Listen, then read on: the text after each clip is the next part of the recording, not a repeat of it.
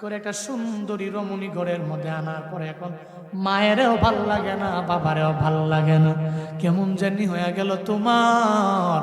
কেন তোমার মায়েরে ভাল লাগে না, কেন তোমার বাবারে ভাল লাগে না?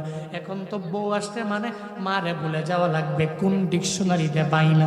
তোমার সন্তানাদি পাইয়া বাবারে ভুইলা যাওয়া লাগবে, কোন ডিকশনারিতে আছে আমার জানা নাই। তুমি বউকে বউয়ের জায়গায় রাখবা, তোমার মাকে মায়ের জায়গায় রাখো, তোমার বাবারে বাবার জায়গায় রাখো, তোমার শ্বশুরকে শ্বশুরের জায়গায় তুমি রাখো না, শাশুড়িকে শাশুড়ির জায়গার মধ্যে রেখে দাও। সাবধান যুবকেরা, বিয়ে করার পরে মারে বইলা যাওয়া যাবে না, বরং এই মায়ের থেকে দোয়া নিয়ে আগায়া যাও। যদি চাইতে পারো আল্লাহ তোমারে বড় কামিয়াবির লাইনে উঠায়া দিন। আমার মায়ার নবী এতিমেরে কয়, এতিমরে তোর মাও নাই, বাবাও নাই, তোর ঘরও নাই, বাড়িও নাই, আমিও তো এতিম, আমার মাও নাই, আমার বাবাও নাই। ছোটবেলায় খেলার মাঠের কিনারায় গিয়া নবী দাঁড়ায় দাঁড়ায় চোখের পানি ফালায় কান্না করে। নবী খেলতে যায় না, কিনারায় দাঁড়ায় দাঁড়ায় যখন কান্না করে, হঠাৎ করে সন্ধ্যা চলে আসলো। মা আমেনা চিন্তায় পড়ে গেল, কেন আমার মোহাম্মদ আসে না? মা আমেনা চিন্তায় পড়ে, ঘর থেকে যখন বের হয়ে যায়, একটা পর্যায়ে মা আমেনা যাইয়া শিশুদেরকে জিজ্ঞাসা করে, এই শিশুরা মোহাম্মদের দেখছনি? কই মোহাম্মদের নাম জানি না, মোহাম্মদ নাম বলতে কাউরে চিনিও না, তবে দেখছি গো খেলার মাঠের কিনারায় দাঁড়ায় দাঁড়ায় কে যেন চোখের পানি ফেলায় কান্না করি। মা আমেনার বুঝতে আর বাকি নাই, এটা আমার মোহাম্মদ খেলার মাঠের কিনারায় দাঁড়ায় দাঁড়ায় চোখের পানি ফেলায় কান্না করে। মা আমেনা দৌড়ায় যায়, যা বলে, মোহাম্মদ রে, ও বাবা, কে তোমারে মারলো, কে তোমারে আঘাত করলো? আমি মায়েরে বল, তোমার তো বাবা নাই, দাদা দরবারে গিয়ে আমি বলবো, বিচার দিয়া দিব। মায়ার নবী কয়, মা গো, কেউ আমারে মারে না, এজন্য আমি চোখের পানি ফেলায় কান্দিয়া মন। সব শিশুদের বাবারা এদের কপালের মধ্যে চুমু দিয়া, গালের মধ্যে চুমু দিয়া আদর কইরা বাড়িতে নিয়ে যায়। আমার বাবাই কি আসবে না? আমার বাবাই কি আমারে নিয়ে যাবে না?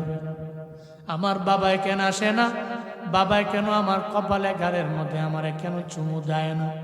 এই জন্য মা চোখের পানি ফালায় ফালায় আমি কান্না করি, আমার বাবারে মিস করি। মা আমেনা কয়, মোহাম্মদ, জীবনে কোনো দিন আর তুমি বাবারে খুঁজে পাবা না, কারণ তোমার বাবায় নাই, তোমার বাবা দুনিয়া থেকে বিদায় নিয়ে চইলা গেল। ও মোহাম্মদ, বাবার কবর জিয়ারতের জন্য আমি মায় তোমারে নিয়ে যাইতে পারি। মায়ার নবী কয়, মা গো, একটু বাবার কবরের পাশে আমারে নিয়ে যাও। আব্দুল মুত্তালিব থেকে পারমিশন নিলেন, ঘোড়ার মধ্যে উম্মে আয়মান নবীজি মা আমেনা উঠলেন, দৌড়ে যখন বাবার কবরের পাশে যখন চলে গেল, মায়ার নবীর মা কয়, ও মোহাম্মদ, তাকায় দেখ ওই জায়গায় তোমার বাবার কবর। নবী ঘোড়া থেকে লাফ দিয়া নামলেন, বাবার কবরের পাশে গিয়া দাঁড়াইয়া চোখের পানি ফালাইয়া বারবার বারবার বাবার দরবারে আবদার জানায়, ও বাবা গো, আমি সন্তানের জন্য কি বিন্দু মাত্র পরিমাণ তোমার মায়া নেই? আমার গালে কি চুমু দিতে মন চায় না? আমার কপালে কে একটু চুমু খাইবার মন চায় না?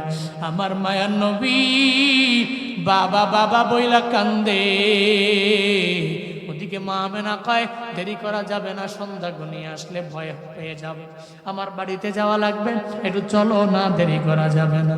মা আমেনা শিশু নবীকে নিলেন, ঘোড়ার মধ্যে উঠে যখন রওনা হয়ে গেল, পথিমধ্যে যাওয়ার পরে হঠাৎ করে মা আমেনার পেটের ব্যথা আরম্ভ হয়ে গেল। মা আমেনা কয়, পেটের যেহেতু ব্যথা, মনে হয় ঘোড়া থেকে থামাইয়া নিচে নামলে ভালো হয়ে যাবে। মা আমেনা কয়, উম্মে আয়মান, একটু ঘোড়াটারে থামাও, আমি ঘোড়া থেকে নামলে মনে হয় পেটের ব্যথা ভালো হয়ে যাও। মা আমেনাকে ঘোড়া থেকে নামানো হলো, পেটের ব্যথা বিন্দু থেকে বিন্দু মাত্র পরিমাণ কমে না, ক্ষণে ক্ষণে ক্ষণে ক্ষণে বাড়তে লাগলো।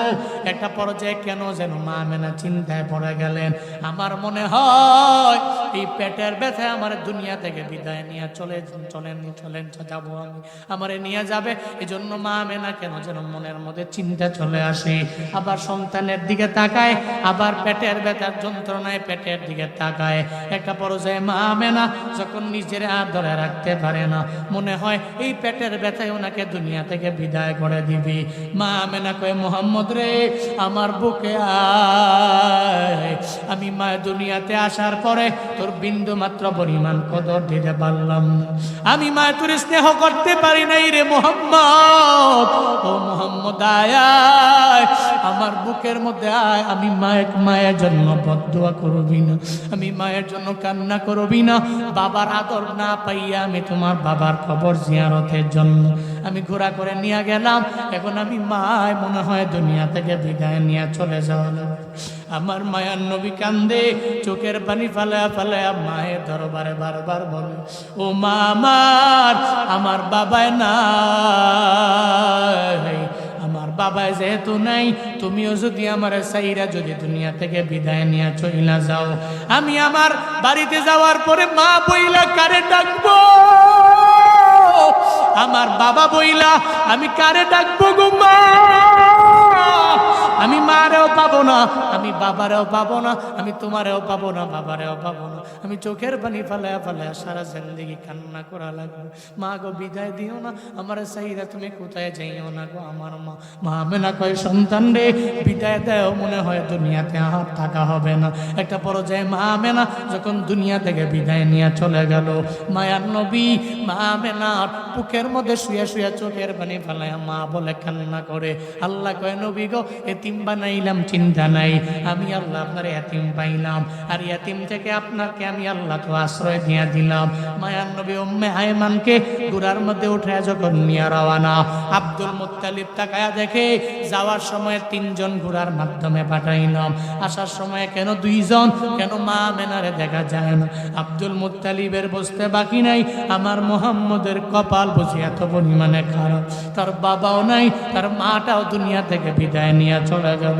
মায়ার নবী দাদার দরবারে যায়, দাদার দরবারে গিয়া বলে, দাদা আমার মাও নাই, আমার বাবাও নাই, আমারে দেখার মতো কেউ নাই। ও দাদা গো, এখন তো আপনি হয়ে গেলেন আমার গার্ডিয়ান।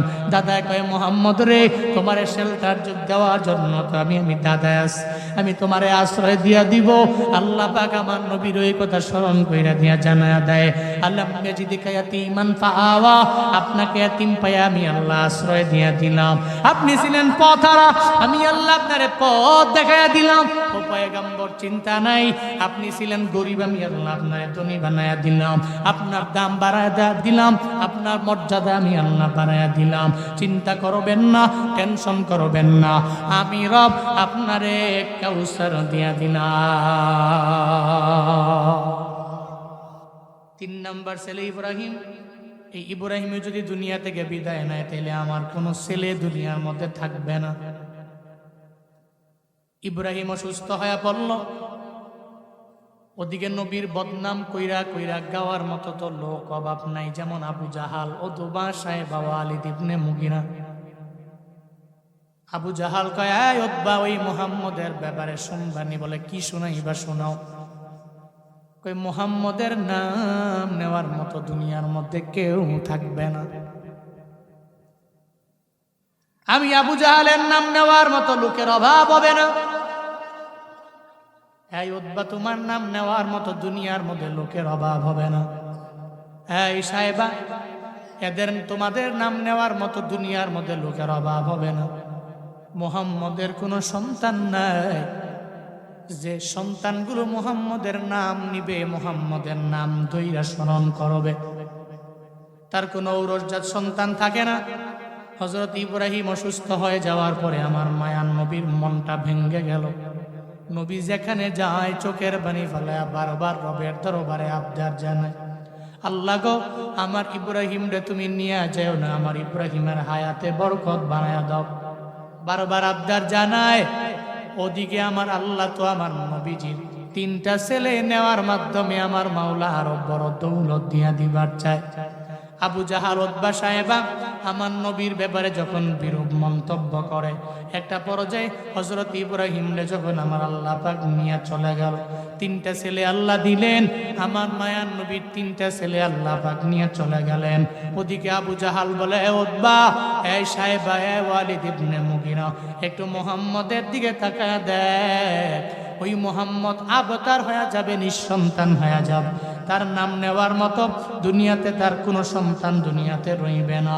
সে মারা যাওয়ার পরে কেউ তার নাম বিন্দু মাত্র পরিমাণ মুখেও আনবে না। আমার মায়ার নবীর এক নম্বরে সন্তান হারানোর বেদনা, দুই নম্বরে ওদিকে আবু জাহাল, উতবা সাহেব, ওয়ালিদ ইবনে মুগিরা বলে মোহাম্মদ আবতার, মোহাম্মদ নিঃসন্তান, দুইটা বেদনা। যখন কষ্ট পাইলেন চোখের পানি ফেলায় ফেলায় আমার মায়া নবী কান্না করে, যেখানেই যায় আমার রবের দরবারে বারবার বলতে লাগলেন, রে আল্লাহ, আমার শত্রু হলো আবু জাহাল, ওই আবু জাহালের ছেলের সংখ্যার অভাব নাই। আমার দুশ্মন হলো উতবা, ওই উতবারে তুমি ছেলে দিলে আমারে দাও নাই। সাহেবারও ছেলে আছে, আমার নাই। ওয়ালিদ ইবনে মুগিরার ছেলে আছে, কিন্তু আমার নাই। আল্লাহ গো, যাই আমারে দিলা, এই তিনটা ছেলে তুমি আমার থেকে নিয়ে নিয়ে চলে গেলা। আমার মায়া নবী চোখের পানি ফেলা কান্না করি, আল্লাহ পাক তো আমার মায়ার নবীর চোখের পানি সহ্য করতে পারে না। আল্লাহ কয়, জিবরাইল রে, আমার নবীর দরবারে সূরা কাউসার নিয়ে যাও, আমার নবীরে গিয়া জানায়া দাও, মায়ার নবীর চিন্তা করার দরকার নাই, টেনশন করার প্রয়োজন নাই। আমার মায়ার নবীর দরবারে সূরা কাউসার নিয়ে যাও, নবীরে পইরা শোনায়া দাও, ইন্না আ'তাইনাকাল কাউসার ফাসাল্লি লিরাব্বিকা ওয়ানহার ইন্না শানিআকা হুয়াল আবতার। এই জিবরাইল, আমার নবীরে গিয়া বলিও, ওই নবীর চিন্তা করার দরকার নাই। আমি আল্লাহ তিনটা ছেলে দিলাম, ওই তিনটা ছেলে আমি আল্লাহ নিয়ে চইলা গেলাম। তবে নবীরে জানা দাও, আমার নবীরে বলে দাও, তিনটা ছেলের বিনিময়ে আমি আল্লাহ আমার নবীরে কাউসার উপহার দিয়া দিলাম। ও দেবিদ্বারের মানুষ, মনোযোগের কান লাগায় শুনো রে বাপ। রহমাতুল্লিল আলামিনের তিনটা ছেলে আল্লাহ নিয়ে গেলেন, কাউসার আমার নবীর উপহার দিয়া দিলেন। শুধুমাত্র হাউজে কাউসার নয়, মুফাসসিরিনে কেরাম জানায়া দেয়, আমার নবী শুরুর জীবন থেকে শেষ পর্যন্ত যত দুনিয়ার মধ্যে কল্যাণ, এই সব কল্যাণগুলো কাউসারের মধ্যে নিহিত। এমনকি মুফাসসিরিনে কেরামগণ জানায়া দিলেন, পৃথিবীর সমস্ত পানি দিয়া যদি কোনো আল্লাহর বান্দা কলম বানায়, কালি বানায়, এগুলা বানায় বানায় যদি পৃথিবীর সব নদী নালার পানি শেষ করে দেয়, অথবা এই পৃথিবীর সব গাছপালা যদি শেষ করে দেয়, পৃথিবীর সব গাছের পাতাও যদি শেষ কইরা দেয়, আর কাউসারের ব্যাখ্যা দিতে যাইয়া আমার নবীর সম্মানের বয়ান যদি করতে আরম্ভ করে, পৃথিবীর সব লেখকেরা বড় দুর্বল হয়ে যাবে, এরা মারাও যাবে, পৃথিবীর সমস্ত পানিগুলা ফুরায়া যাবে, গাছের পাতা ফুরায়া যাবে, গাছও পর্যন্ত ফুরায়া যাবে। এরপরেও আমার মদিনাওয়ালা নবীর শান লেখা শেষ করা যাবে না। আরো জোরে পারবেন না সুবহানাল্লাহ। পৃথিবীর সমস্ত কিছু শেষ হয়ে যাবে, কিন্তু আমার নবী শান মান লিখে, কাউসারের ব্যাখ্যা লিখে শেষ করা যাবে। আল্লাহ পাক বলেন, ও পয়গম্বর, আমি আল্লাহ আপনার কাউসার দিলাম, চিন্তার দরকার নেই, তিনটা ছেলে নিলাম আমি আল্লাহ, তবে কাউসার আমি আল্লাহ আপনার উপহার দিয়া দিলাম। নবী গো, আমি আল্লাহ আপনারে যা দিলাম, দুনিয়ার কাউরে আমি আল্লাহ তা দেই নাই, অন্য কোন নবীরে আমি আল্লাহ তা দিলাম না। আদম নবীরে তা দেই নাই, আমি আল্লাহ ঈসা নবীরে তা দিলাম না। ইব্রাহিম নবীরেও দেই নাই, ইসমাইল নবীরে আমি আল্লাহ তা দেই নাই। আমি আল্লাহ বড় মায়া করে যা আপনারে আমি আল্লাহ দিয়া দিলাম, এমনকি আসমান বানাইলাম আপনার মহাব্বতে বানাইলাম। ও পয়গম্বর আমার, আমি আল্লাহর নামের পাশে ট্যাগ লাগাই দিলাম রব্বুল আলামিন, আর আপনি নবীর নামের পাশে আমি আল্লাহ ট্যাগ লাগায়া দিলাম রাহমাতুল লিল আলামিন। ওয়া মা আরসালনাকা ইল্লা রাহমাতান লিল আলামিন।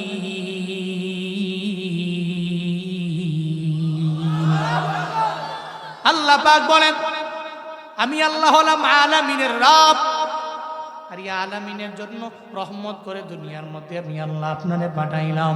ও পয়গম্বর, আপনার দাম, আপনার সম্মান, আপনার মর্যাদা কত পরিমাণে আমি আল্লাহ বাড়ায় দিলাম জানেননি? আপনার মর্যাদা এত পরিমাণে বাড়ালাম, আমি আল্লাহ বলি নাই আপনি দয়ালু, আমি আল্লাহ নিজেই বললাম আপনি দয়া। আলামিনের জন্য করুণা এবং দয়া বানায় আমি আপনারে দুনিয়াতে পাঠাইলাম। আপনার দিলে এত মায়া, এই মায়ার কারণে সব সাহাবায়ে কেরামেরা বড় দুর্বল হয়ে গেল। এমনকি হযরতে ওমর তো আপনার মায়া কইরা দুর্বল হয়ে গেল। নবী আপনারে কি দেই নাই, দুনিয়ার সমস্ত মানুষেরা ভুইলা গেল, আমি রব আপনারে বলতে পারি না। সূরা দোহা পড়ো, ওই সূরা দোহার 3 নম্বর আয়াতে আল্লাহ পাক নবীরে বললেন, মা ওয়াদ্দাআকা রাব্বুকা ওয়া মা ক্বালা। ও পয়গম্বর, দুনিয়ার সমস্ত মানুষেরা ভুইলা গেল, আমি রব আপনারে ভুলতে পারি না। দুনিয়ার সবাই ভুলে গেল, আপনার রব জীবনে কোনোদিন আপনারা সাইরা যাইতে পারে না। যেই জায়গায় আমি আল্লাহ আপনার এত কিছু দিয়া দিলাম, 3টা ছেলের জন্য চোখের পানি ফেলায় কান্না করবেন না। ও পয়গম্বর, আমি আল্লাহ কি দেই নাই? আমি আল্লাহ তো কোনো নবীর দরবারে মালাকুল মউত পাঠাই নাই পারমিশন নেওয়ার জন্য, কিন্তু আপনার দরবারে আমি আল্লাহ মালাকুল মউতটারে পাঠাইয়া দিলাম একটু মৃত্যুর ব্যাপারে অনুমতি নেওয়ার জন্য। আল্লাহ পাক বলে, আজরাইল, দুনিয়ার কোন নবীর দরবারে পারমিশন নেওয়া লাগবে না, তবে আমার নবীর দেহ থেকে রূহটাকে আলাদা করতে গিয়া তোমার পারমিশন নেওয়া লাগবে। আজরাইল, যাও আমার নবীর দরবারে চলে যাও, নবী যদি পারমিশন দেন আমার নবীর রূহটাকে কবজ করে নিয়ে আসবো। যদি পারমিশন না দেন তাহলে নবীর রূহ কবজ তুমি করতে পারবা না। আজরাইল নবীর দরবারে আসলেন, আর মায়া নবীর দরবারে আয়েশা বলে, নবী আমি আজরাইল আপনার দরবারে হাজির, আমার পক্ষ থেকে সালাম, আমার আল্লাহর পক্ষ থেকে সালাম। আল্লাহ পাঠাইছেন, যদি আপনি রূহ কবজ করার ব্যাপারে অনুমতি দেন আমি নিয়ে যাব, যদি অনুমতি না দেন আপনার রূহটাকে কবজ করার মতো বিন্দু মাত্র পরিমাণ আমার হাতে অ্যাবিলিটি নেই। মায়ান নবী ডেকে বলে, আজরাইল, আইনা আখি জিবরাইল, আমার ভাই জিবরাইল কোথায়? আগে জিবরাইলের সন্ধান দাও, আগে জিবরাইলের ডাক দাও। জিবরাইল আমার দরবারে আসবে, অনেক কথা বাকি আছে। আগে জিবরাইলের দরবারে যাও, ওই জিবরাইলে আমার দরবারে খবর দিয়া দাও। আজরাইল বলে, পয়গম্বর, জিবরাইল ফিস সামাইল উলা, প্রথম আসমানের মধ্যে আছে। কই জিবরাইলের দরবারে যাও, আগে জিবরাইলে আমার দরবারে নিয়ে আসো না। আজরাইল জিবরাইলের দরবারে হাজির হয়ে গেলেন, আর বললেন, জিবরাইল রে, তোমারে আমার নবী ডাকে, নবীর সামনে তোমারে ডাকে, কথা নাকি বাকি আছে? জিবরাইল আমার নবীর দরবারে যখন এসে যায়, জিবরাইল নবীরে দিকে চোখের পানি ফেলায় জিবরাইল নিজে কান্না করে।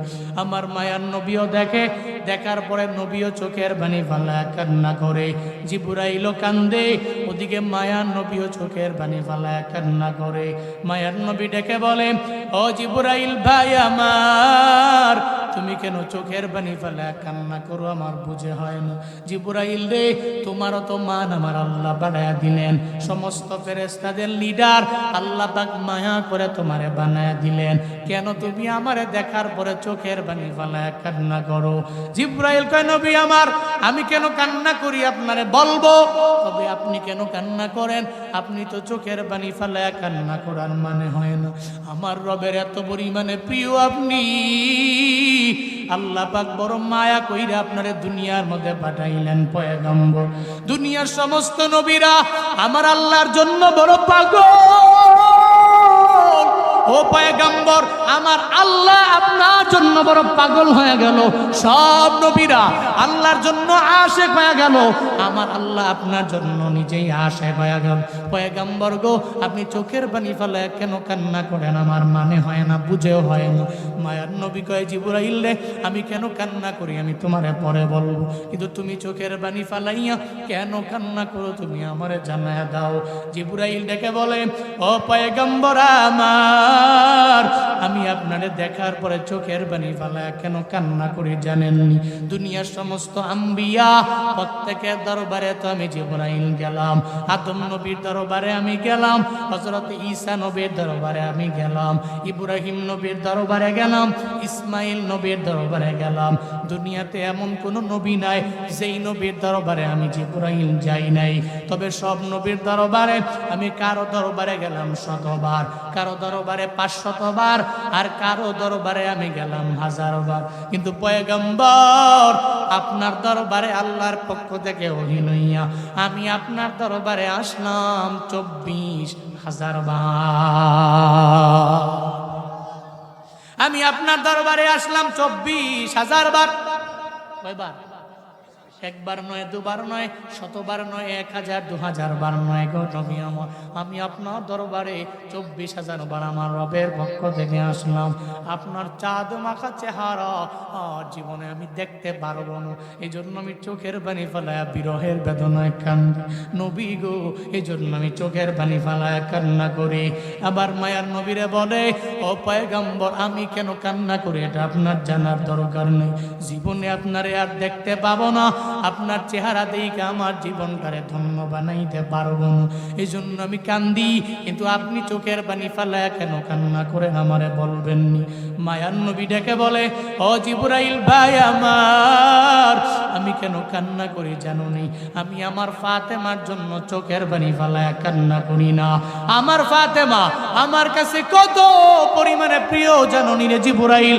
আমি সফরের জন্য বের হয়ে গেলে ফাতেমার দরবারে আগে যাই, ফাতেমার কাছে অনুমতি নেই, এরপরে আমি সফরের জন্য চলে যাই। আবার যখন আমি ঘরে আসি, ঘরে আসার পরে কারো সাথে আগে মোলাকাতে যাই না, আমি ফাতেমার কাছে আগে যাই। ফাতেমা তো বিজাত মিন্নি, নবী বলেন ফাতেমা আমার দেহের একটা অংশের মতো, আমি ফাতেমারে না দেখলে আমার মনটা কেমন যেন লাগে। ও জিবরাইল ভাই আমার, আমি আমার হাসানের জন্য কান্দি না, আমি আমার হুসাইনের জন্য চোখের পানি ফেলায় কান্না করি না, আমি খাদিজা আমার দুঃখের দিনের স্ত্রীর জন্য আমি চোখের পানি ফেলায় কান্না করি না, আমি আয়েশার জন্য কান্দি না। জিবরাইল বলে, নবীতে চোখের পানি ফেলায় কেন কান্না করেন? জিবরাইল আমার নবী জানায়া দেয়, ও জিবরাইল আমি কেন কান্না করি জানো? আমার এতিম উম্মতের কি উপায় হবে এই চিন্তা নিয়ে আমি চোখের পানি ফেলায় কান্না করি। কারণ আমি নবী থাকবো এই যে মদিনা, আমার উম্মতেরা কত দূরে থাকবে, আমি নবীর জন্য বড় পাগল হয়ে যাব। কোথায় মদিনা আর কোথায় বাংলাদেশের কুমিল্লার দেবিদ্বার উপজেলা, এই জেলা থেকেও সুলতানপুরের মানুষেরা নবীর জন্য চোখের পানি ফেলায়া ফেলায়া কান্না করবে। আমার মায়ার নবী বলে, ও জিবরাইল আল্লাহর দরবারে চলো, আর রবের দরবারে গিয়া আল্লাহর দরবারে আগে জানাও আমি উম্মতের চিন্তা করি, আমার উম্মতের ব্যাপারে আমার মাওলা কি কি ডিসিশন নিয়ে নিল, কি সিদ্ধান্ত নিয়ে নিল আগে আমি জানবো, এরপরে পারমিশন দিব কি দিব না, এরপরে আমি তোমারে জানায়া দিব। মায়ার নবী উম্মতের জন্য চোখের পানি ফেলায় কান্না করে।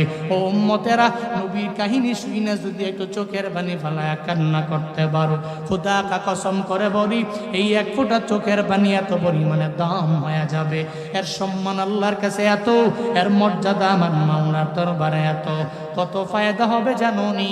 যেই নবীর সুপারিশ ছাড়া রবের জান্নাতের মধ্যে যাওয়া যাবে না। তোমার চোখের পানির একটা ফোঁটা আমার আল্লাহর দরবারে গ্রহণযোগ্য হয়ে যাবে। হাসরের ময়দানে নবী বলবে, ও উম্মত আয়, আমি তোরে জাহান্নাম থেকে ফিরাইয়া জান্নাতে নিয়ে যা। ওই নবীর দেশে যাইতে মন চায় না এমন কেউ নাই, সব নবীর দরবারে যেতে চায়, নবীর রওজায় যেতে চায়, মদিনায় যেতে চায়, আমার নবীর রওজা শরীফের সামনে গিয়ে সালাম দিতে চায় না এমন কোনো বান্দা নাই। আজও এতিম উম্মতেরা নবীর জন্য চোখের পানি ফেলায় কান্না করে।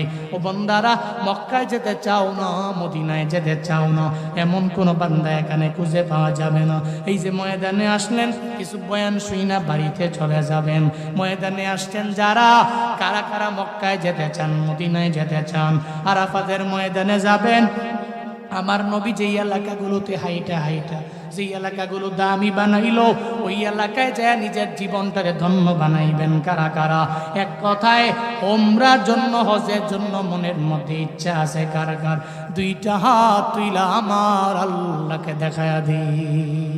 আল্লাহ জীবনে একবার হলেও যেই নবী উম্মতের জন্য কাঁদছে ওই নবীর রওজা শরীফের সামনে যা নিজের সশরীরে সালাম দেওয়ার মতো তৌফিক তুমি প্রত্যেককে দান করো। সকলেই পড়ি আমিন।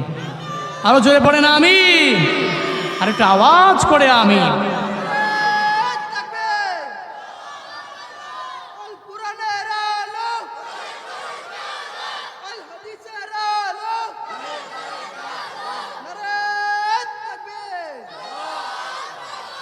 এই জন্য দেখবেন আশেখ রাসূলেরা গুনগুনায় কান্দে আর বলে, মনে বড় আশা ছিল যাব মদিনায়। একটু মন থেকে পড়তে পারবেন? বলতে পারবেন? বলেন, মনে বড় আশা ছিল। সবাই, মনে বড় আশা ছিল সালাম আমি করব গিয়ে, সালাম আমি করব গিয়ে নবীর রওজায়।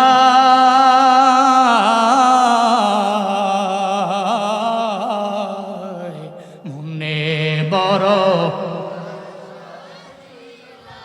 যাব মদিনায়, মনে বড়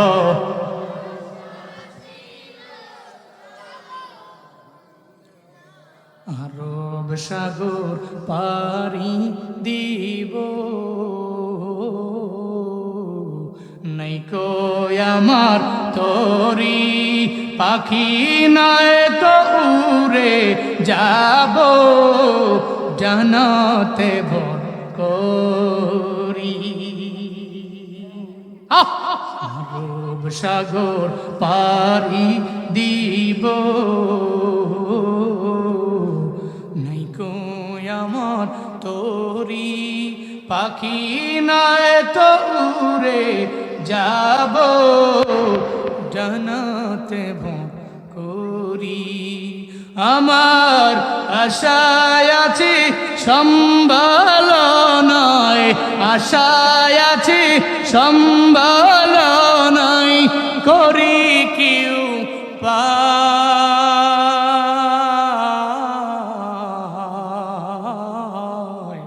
মনে বড়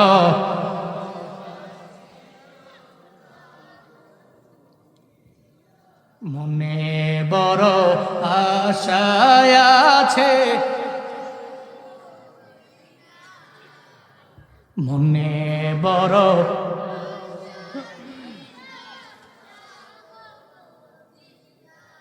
কৌশল কইরা লইয়া যাইও, কৌশল কইরা লইয়া যাইও সোনার মদিনা। মনে বড়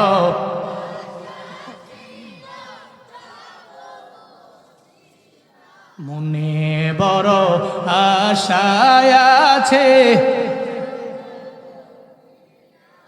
আমার মন কান্দে যাইতে মদিনায়, আমার মন কান্দে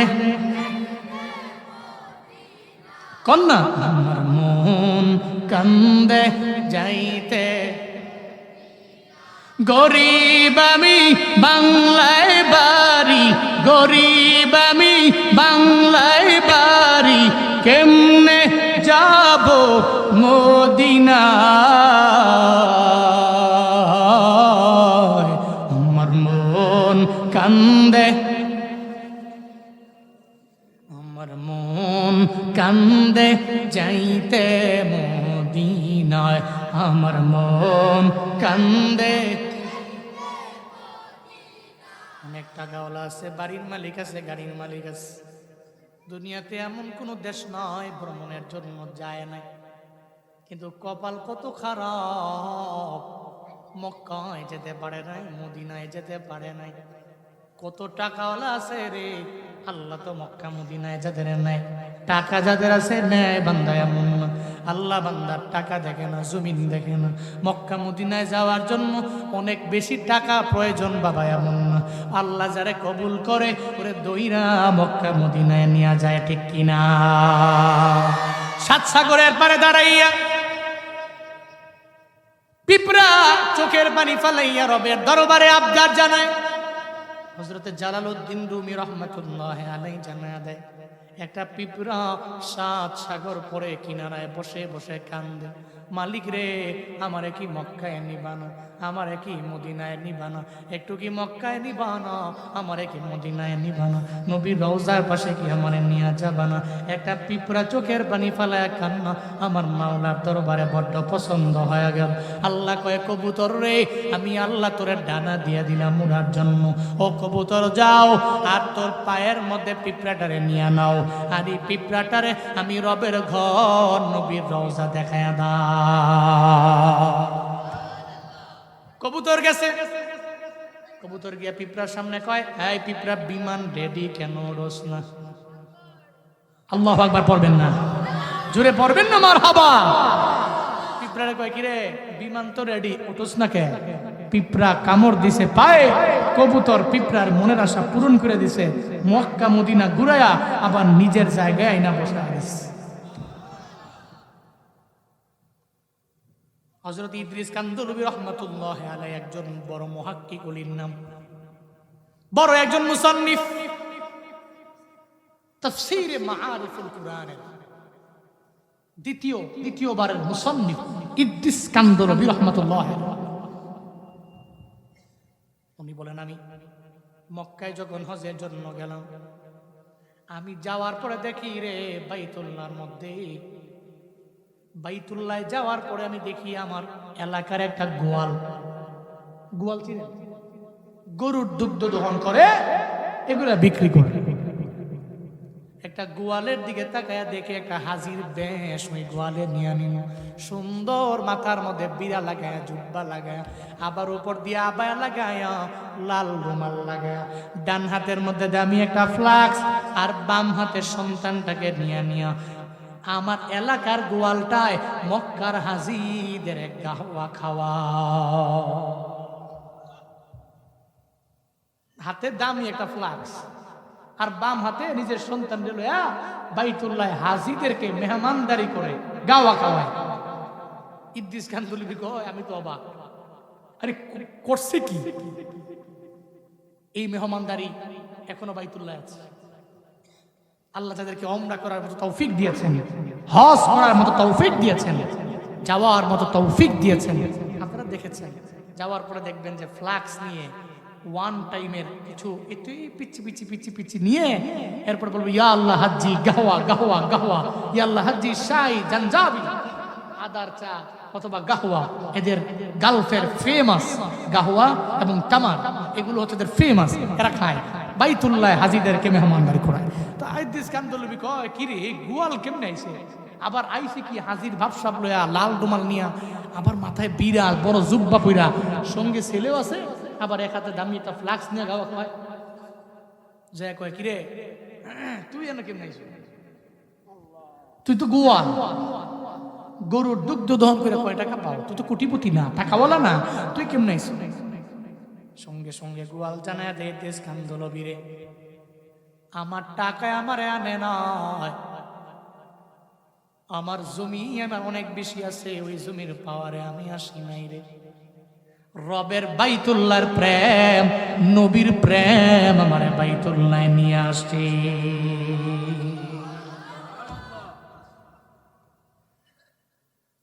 হুব্বে বাইতুল্লাহ মিনাল ঈমান,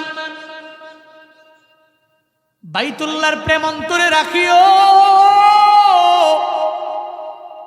বাইতুল্লাহর প্রেম তোমারে বাইতুল্লাহ নিয়ে যাবে রে বাপ, টাকা লাগবে না, কিছু লাগবে না।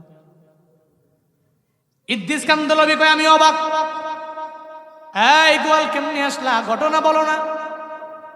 একটু আমার বাড়িতে যাবেন, আমার বাড়ির মধ্যে আপনারে বসায় গাওয়া খাওয়াবো, এরপরে আপনারে বলবো তোমার বাড়িও আছে? কয় বাড়িও আছে। সঙ্গে সঙ্গে যখন ওই বাড়িতে নিয়ে গেল, বাড়ির বারান্দার মধ্যে বসা গাহওয়া দেয়, গাহওয়ার চুমুক দেয়। আরে দেশ কান্দলবে কয়েকবার বলো না, কে তোমার এমনি এখানে আনলো, কেমনে আসলা? তুমি তো গোয়াল মানুষ, তোমার তো টাকা নাই, আবার সন্তানগুলোরে নিয়ে পরিবার নিয়ে কেমনে বাইতুল্লাহ আসলো? গোয়াল চোখের বাণী ছেড়ে দেয়। ইদ্রিস কান্দলবি সাহেব, আপনারা বড় টাকাওয়ালা, আল্লাহ আপনাদের দাম দিছে, সম্মান আল্লাহ আপনারা বাড়ায়া দিল। আপনারা চাইলেই হজ করার জন্য যে কোনো টাইমে আপনারা যেতে পারেন। আমাদের টাকা নাই, আমরা টাকার বলে তো বাইতুল্লাহর মেহমান হতে পারবো না, কিন্তু নবীর প্রেম অন্তরে আছে। বাইতুল্লাহর প্রেমে চোখের বাণী ফালায়া ফালায়া কান্না করতাম। কত রাতের বেলা তাহাজ্জুদের মুসল্লায় বৈশা বৈশা কান্না করেছি রবের দরবার, আল্লাহ গো আমারে কি একটু বাইতুল্লাহ নিবানা, তোমার নবীর রওজার কিনারায় কি আমি অদমেরে তুমি নিবানা। আমি একদিন আমার গরুগুলোকে আমি মাঠের মধ্যে দিয়া আমি যখন বসে রইলাম, আমি তাকায়া দেখি দেশ কান্দলবি একটা সাফিনাতুল হুজ্জাজের দিকে একটা হজ করনেওয়ালা হাজিদের একটা কাফেলা যায়। আগের জামানায় তো জাহাজ না, আগের জামানায় তো বিমান নাই, ওই সময় ছিল পানি জাহাজ। ওই পানি জাহাজের মাধ্যমে হজের জন্য হাজিরা যাইতো। সাফিনাতুল হুজ্জাজ, ওই হজের যে জাহাজটা, ওই জাহাজের বরাবর যখন হাজিরা যায়, আমার মনে চিন্তা চলে আসলো, আমার টাকা নাই, আমি জীবনেও কোনোদিন মনে হয় বাইতুল্লাহ যেতে পারবো না। তবে এই হাজিদের সঙ্গে হাঁটলে যদি আমার আল্লাহ আমারে কবুল কইরা নেয়। আমি হাজিদের সঙ্গে হাঁটতে লাগলাম। হাজিদের সঙ্গে যাইতে যাইতে আমি সাফিনাতুল হুজ্জাজের বরাবর গেলাম। এর মানে হাজিদের যে জাহাজ, ওই জাহাজের কিনারায় গিয়া যখন আমি দাঁড়ায় গেলাম, ওখানে যাওয়ার পরে হঠাৎ করে সব হাজিরা এক এক করে যখন ওই জাহাজের মধ্যে উঠে গেল, হাজিদের মাল ওঠানামা করায়, একতলা থেকে দুইতলায় তিনতলা পর্যন্ত মাল নিয়ে যায়। একটা ব্যক্তি মাল নিতে যাইয়া হঠাৎ করে দুইতলা থেকে সিঁড়ি দিয়া পইরা পাটা ভেঙে যায়। আমি দাঁড়ায় রইলাম জাহাজের কিনারায়। একটা পর্যায়ে আমার জাহাজের লোকেরা বলে, তুমি এই মালগুলো উঠাইয়া দিতে পারবে?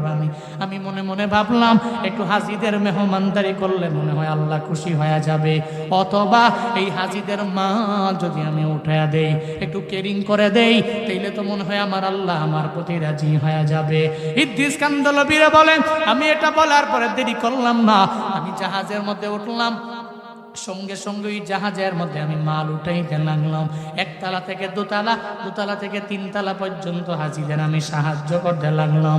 একটা পর্যায়ে জাহাজ যখন ছেড়ে দিবে ভাব, এমন একটা হালত যখন হয়ে গেল, আমি বললাম, তোমরা আমারে নামায়া দাও, আমার পাসপোর্টও নাই, আমার ভিসাও নাই, আমার টিকিটও নাই, আমি বাইতুল্লাহ যেতে পারবো না, আমারে পুলিশ ধরে ফেলবে।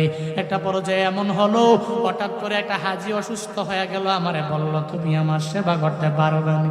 আমি মনে মনে ভাবলাম, অন্তত পক্ষে একটা হাজির সেবা যদি করতে পারি, আমার রব মনে হয় আমার বাইতুল্লাহ হয়তো নিয়ে যাইতে পারে।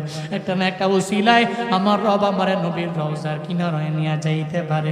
ইদ্রিস কান্দলবিরে বলে, এরপরে আমি ওই হাজির সেবা করার জন্য পাশে দাঁড়ায় গেলাম। আমি হাজির সেবা করতে লাগলাম।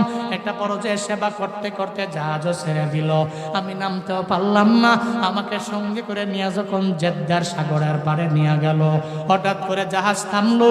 সব হাজিরা বাইরে মনে চিন্তা করলাম, আমার তো পাসপোর্টও নাই, টিকিটও নাই, ভিসাও নাই। সৌদি আরবের পুলিশ যদি ধরে, তাইলে তো আমার জিন্দানখানার মধ্যে আবদ্ধ করে ফেলবে। আর জীবনে কোনোদিন বাইতুল্লাহ দেখা আমার স্বপ্ন হয়ে যাবে, পূর্ণ হবে না। আমি নবীর রওজায় যেতে পারবো না। এজন্য এই চিন্তা নিয়ে ইদ্রিস কান্দলবিরে বলে, আমি জাহাজ থেকে লাফ দিয়া বড় একটা সমুদ্রের মধ্যে আমি পড়ে গেলাম। সমুদ্র দিয়ে ভাসতে ভাসতে ভাসতে ভাসতে একটা পর্যায়ে আমি এমন একটা জায়গায় গেলাম, ওই সাগরের কিনারার মধ্যে যাওয়ার পরে আমি তাকায়া দেখি এক আরবি লোক, যিনি আরাবিয়ান, উনি গরু থেকে দুগ্ধ দহন করতেছে, ট্রাই করতেছে, চেষ্টা করতেছে, কিন্তু দুগ্ধ দহন করতে পারে না। তার ছেলেটা দুধের অভাবে চোখের পানি ফেলে বাবা বাবা বলে চিল্লায়। আমি উঠলাম, আমি তো আরবিতে কথা বলতে পারিও না, আমি জানিও না, আমার ইলিমও নাই। আমি ওই সময় তার দরবারে গিয়ে হাজির হলাম। আমি বললাম, এই আরবি লোক তুমি কি করো? আমি আমি গরু থেকে দুগ্ধ দোহান করি, আমি কিন্তু পারি না। কেন পারেন না? কয় আমার যেই রাখালটা ছিল, গোয়াল ছিল, এই গোয়ালটা আমার ঘরে নাই। হঠাৎ করে বেড়াইবার জন্য ছুটি নিয়ে আমার চাকরি থেকে বিদায় নিয়ে চলে গেল। এখন আমার সন্তানটা দুধের জন্য চোখের পানি ফেলায় কান্না করে, আমি পারিও না, আমি তাকে দিতেও পারি না। ইশারা দিয়া বুঝায়। ইদ্রিস কান্ধলবিরে কয় আমি তো কামিটা, আমার তো গরু থেকে দুগ্ধ দোহন করা এটা আমার কন্টিনিউ ওয়ার্ক। আমি তারে বললাম কি করো? হ্যাঁ তো যে বলতেছে আমি চেষ্টা করতেছি, আমি বুঝতেছি, আমি তো আরবি কইতে পারি না, মূর্খ মানুষ। আমি তারে ইশারা দিয়া বুঝাইলাম তুমি যেটা পারো না এটা আমি পারি। এটারে ইশারা দিয়া বুঝাইলাম এটা আমি পারি, এটা আমার কাজ, এটা তোমার কাজ না। সে খুশি হলো, তাকে নিয়ে গেল। সে সঙ্গে সঙ্গে এতক্ষণ পর্যন্ত মালিক আরো বেশি লোকটা চেষ্টা করেও পারে নাই।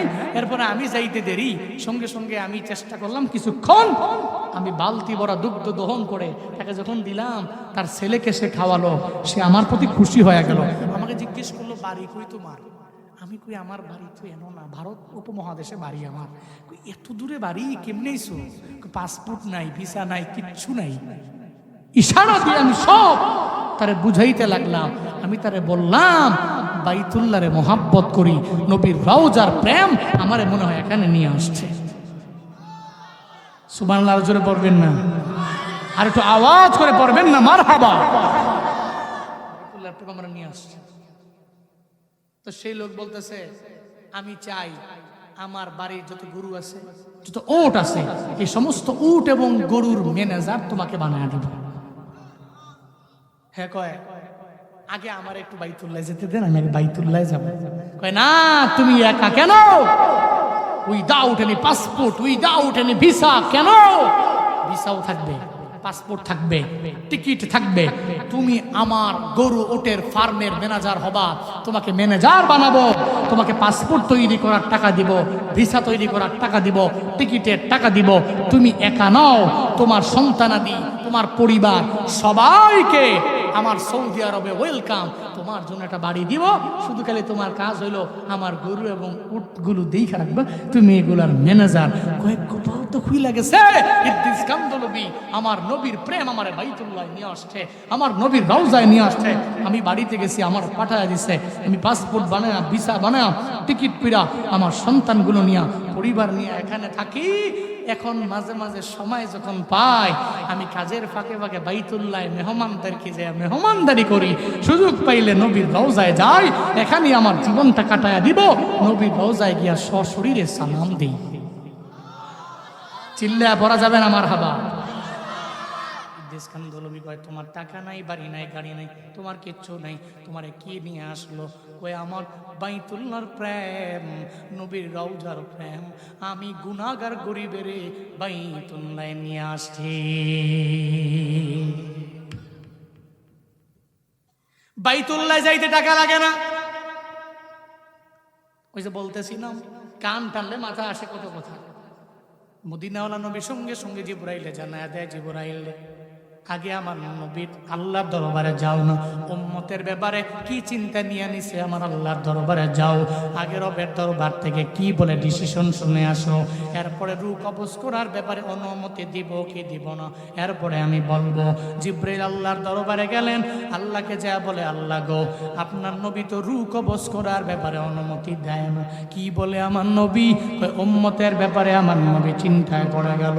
এই চিন্তায় যখন পড়লো, সঙ্গে সঙ্গে আল্লাহ পাক জানায়া দেয়, হ্যাঁ জিবরাইল নবীর দরবারে যাও, আমার নবীরে গিয়া জানায়া দাও নবী উম্মতের ব্যাপারে চিন্তা করার দরকার নাই, টেনশনের প্রয়োজন নাই।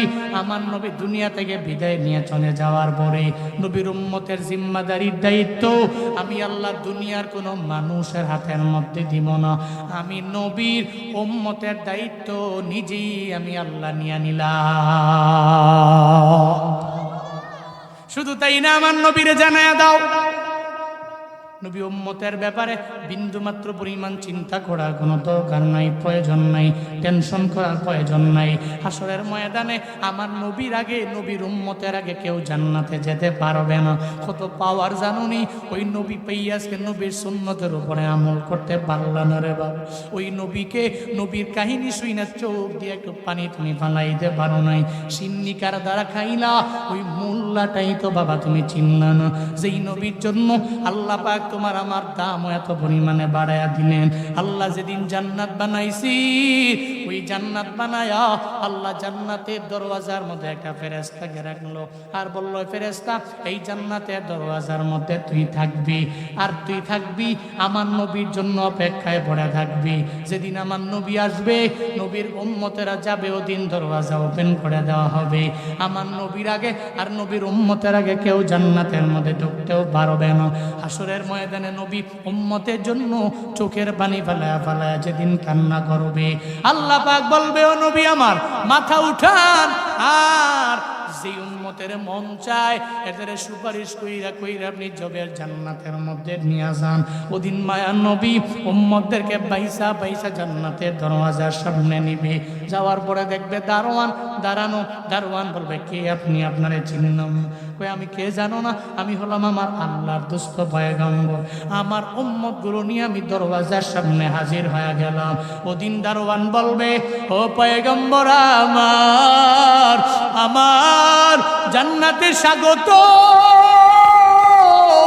এই জান্নাতের মধ্যে আমি আপনারে ওয়েলকাম জানাইয়া দিলাম গো নবী আমার। এই জান্নাত যেদিন থেকে আল্লাহ বানাইছে, এই জান্নাতের মধ্যে আমারে রাইখা দিছে। আমারে বলছে আপনার আগে, আপনার উম্মতের আগে কেউ জান্নাতের মধ্যে ঢুকতে পারবে না। ও পয়গম্বর, আমি আপনার জন্য কত কোটি বছর আমি এই জায়গার মধ্যে দাঁড়ায় রইলাম, আপনারে আমি পেলাম না। আপনার উম্মতের না পাইলে আমার ডিউটি শেষ হবে না। আজকে হইল সেই মহান দিন। আপনি যান যান, জান্নাতের 8টা দরওয়াজা আপনার জন্য আমার আল্লাহ খোলা রাখলো। যে উম্মত গুলোরে মন চায় এগুলারে নিয়া জান্নাতে ঢুকে যা।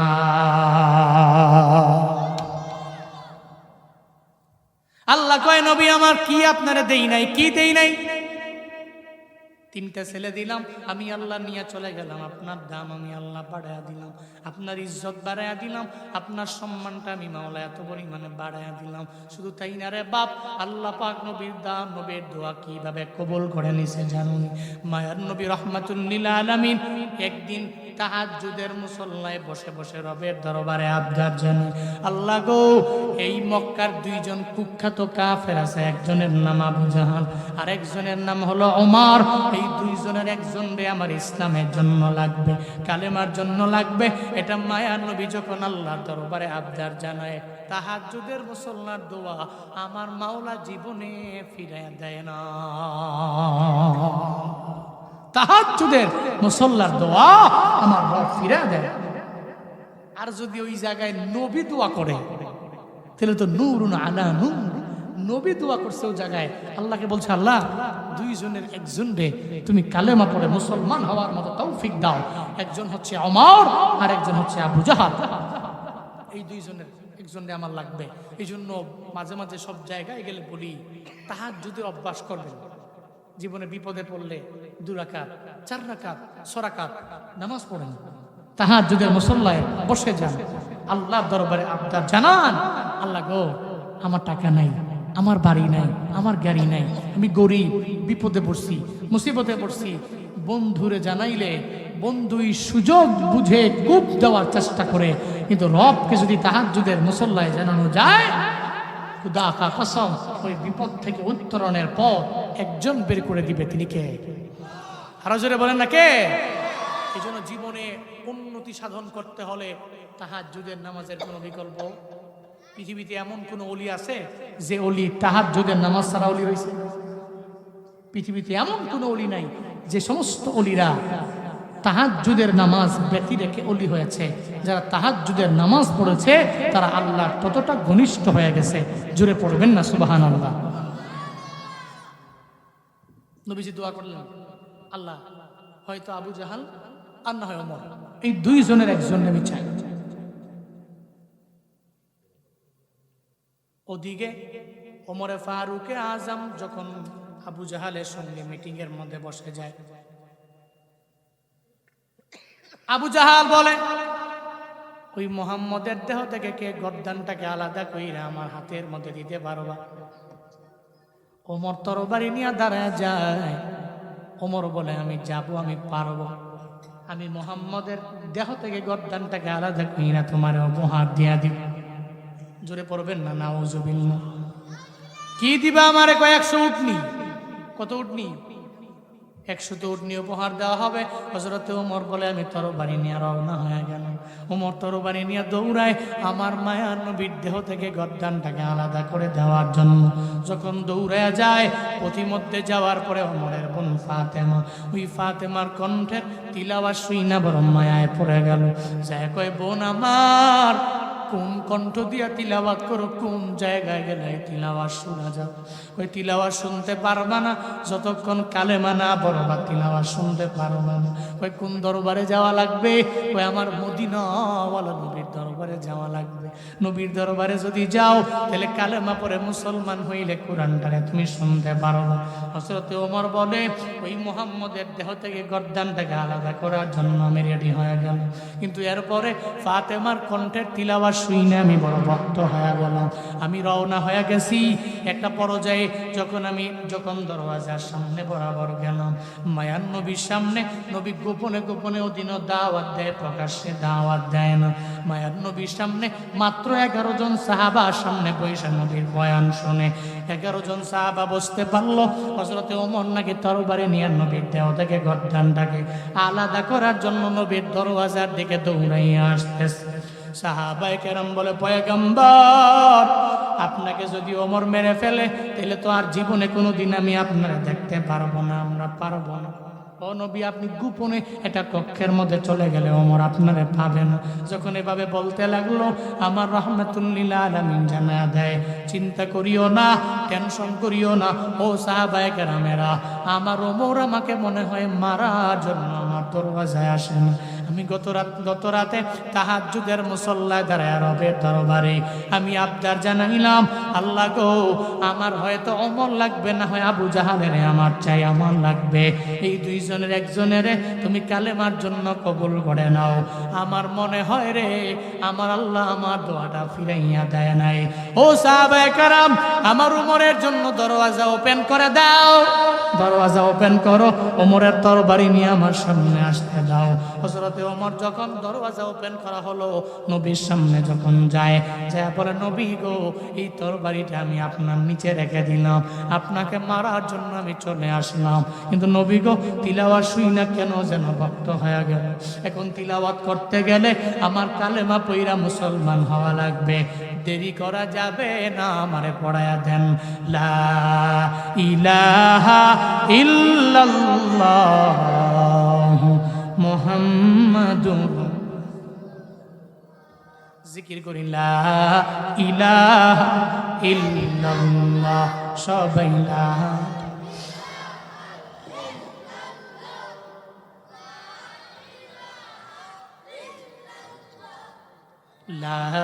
ইলাহা ইল্লাল্লাহ, লা ইলাহা ইল্লাল্লাহ, লা ইলাহা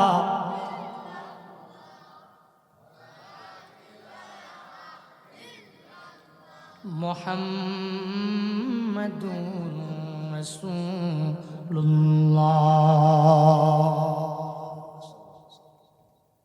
হযরত ওমর কয়, আমারে কালেমা পড়ায় দেন। কালেমা পড়া ওমর মুসলমান হয়ে গেছে। নবী, আপনার ধর্ম কি সত্য নয়? ওমর বলো কি, আমার ধর্ম তো সত্য ধর্ম। ওমর বলছে, আপনি যে কোরআন তিলাওয়াত করছেন, এই কোরআন কি আপনার বানানো না রবের? এটা রবের, আমার নয়, এটা রবের।